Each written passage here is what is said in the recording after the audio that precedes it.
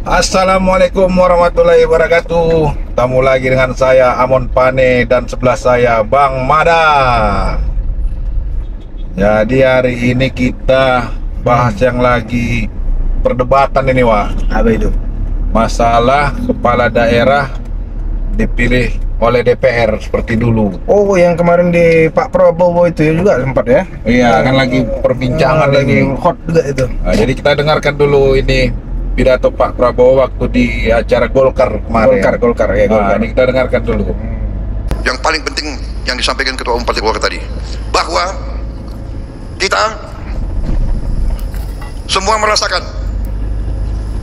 demokrasi kita yang kita jalankan ada suatu atau ada beberapa hal yang harus kita perbaiki bersama-sama. Menurut saya kita harus perbaiki sistem kita, dan kita tidak boleh malu untuk mengakui bahwa kemungkinan sistem ini terlalu mahal. Ini berapa puluh triliun habis dalam 1-2 hari dari negara maupun dari tokoh-tokoh politik masing-masing. Nah, itu dia, Wak. Ini dia biaya puluhan triliun katanya. Iya. Nah, pilkada yang langsung ini biayanya besar puluhan triliun. Minta dia kaji ulang lah, Kaji ulang. perbaikan apakah sistemnya. Tapi itu kan usulan beliau kan, masih apa ini, masih wacana ini kan. Wacana. Efeknya memang ya kayak dari daerah kan, kita mulai kemarin pilpres, pilkada apa daerah, terasa deh nih uang daerah yang digunakan untuk pemilu ini kan, pilkada. Luar biasa memang, Pak. Nah, karena nonstop dia itu. Non-stop dari pilpres. Nah, berapa bulan kemudian udah masuk pilkada lagi pada daerah. Jadi anggaran APBD di seluruh daerah itu tersedot lah banyak di kegiatan pilkada ini. Jadi mungkin itulah, mungkin dibilang Pak Prabowo tadi kosnya tinggi. Terlampau tinggi memang. Iya, untuk puluhan triliun katanya. Nah, jadi Pak Prabowo tadi ini kenapa dia pidato menyampaikan itu? Rupanya sebelum beliau pidato, Bahlil ketua Golkar menyampaikan juga, ngasih saran. Ngasih saran. Nah, ini kita dengar dulu apa aja. Partai Golkar telah berpikir bahwa ke depan harus ada satu formulasi yang tepat. Harus ada formulasi yang tepat untuk kita merumuskan sistem politik kita yang benar-benar baik untuk rakyat dan baik untuk negara, untuk mewujudkan cita-cita proklamasi kita. Dan saya pikir Bapak Presiden, kalau memang partai lain yang belum mau menginisiatif, izinkan kami untuk Golkar memulai dialektika ini. Kita akan merumuskan, kita akan memberikan suatu pemikiran-pemikiran yang baik, yang sudah barang tentu tidak boleh kita menaifkan atau memperkecil hak-hak politik rakyat yang ada di negara kita. Nah, ini dia dibilang Bahlil tadi kan. Golkar yang pertama mengajukan katanya, tak dibahas untuk pemilihan kepala daerah ini. Istilahnya kan parpol menyambut lah ini ceritanya. Iya, Kan?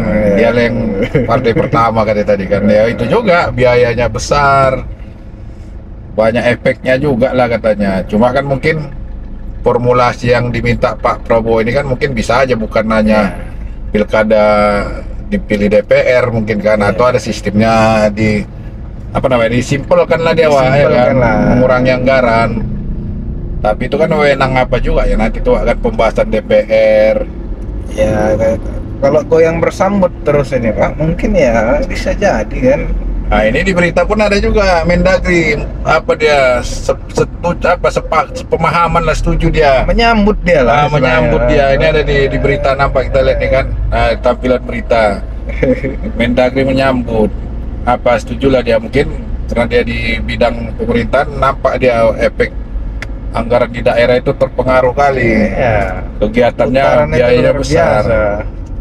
Jadi ini mulai diperbincangkan ini di internal partai, mungkin di berita pun banyak, di YouTube pakar ahli sama partai ada diskusi itu, debat itu tentang apakah pilkada berikutnya langsung atau dipilih DPR. Ada yang bilang kemunduran, ada yang bilang menyesuaikan anggaran. Tapi apa ceritanya yang terbaiknya ini semua kan? demokrasi untuk kepentingan bangsa dan negara. Ya mudah-mudahan tidak ada yang merasa dirugikan. Yang penting tujuannya untuk memilih pemimpin yang bisa mensejahterakan rakyatnya. Iya, Ya mudah-mudahan tidak ada jadi bentrok lah. janganlah. Kan untuk kebersamaan juga, ini untuk bangsa juga ini ceritanya ini. Iya, tujuannya sama, ini kan, Sama. membangun bangsa dan negara, rakyat, mensejahterakan rakyat. Ya apapun ceritanya ya kembali di keputusan DPR ya nanti itu kan. DPR ya, kalau DPR menyepakati kan ya masyarakat juga yang cerita itu kan. Ya perwakilan. Perwakilan masyarakat itu kan. Ya kalau kita secara yang di pemerintah memang kosnya besar untuk kegiatannya kan, mulai dari Linmasnya, KPPS, PPS, PPK, belum lagi nanti kertas suara pencetakannya itu tadi yang Pencetakannya. puluhan triliun tadi itu. Memang luar biasa kalau itu, Pak. Iya, anggarannya besar dia. Ya mudah-mudahan yang mana yang terbaik lah. Yang pasti jangan ada perselisihan antara warga, antara partai. Tujuannya semua sama, membangun Indonesia. Jangan ada perdebatan panjang buat permusuhan. Yang penting kita bersatu semua, ya kan. Iya. Apapun sistemnya, yang pasti semua mau sistem demokrasi ini berjalan dengan sesuai aturan, bisa membangun bangsa dan negara. Kebaikannya semua ini Rakyat. istilahnya Iya, kan. perbaikan sistem aja nya. Kan mungkin tidak harus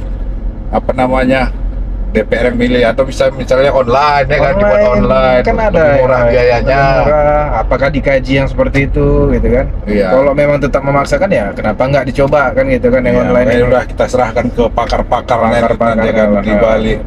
Di lain sisi ada DPR, ada pakar-pakar hukum tata negara.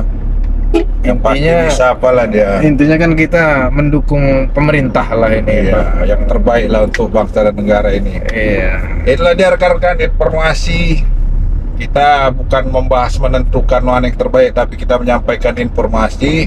Ada wacana pemilihan kepala daerah diwacanakan, diusulkan seperti dipilih DPR, ditunjuk oleh DPR, jadi tidak pemilihan langsung lagi. Mudah-mudahan apapun hasilnya, keputusannya yang terbaik untuk bangsa dan negara Indonesia. Kalau ada kesalahan mohon dikoreksi. Sampai ketemu lagi di episode berikutnya. Wassalamualaikum warahmatullahi wabarakatuh.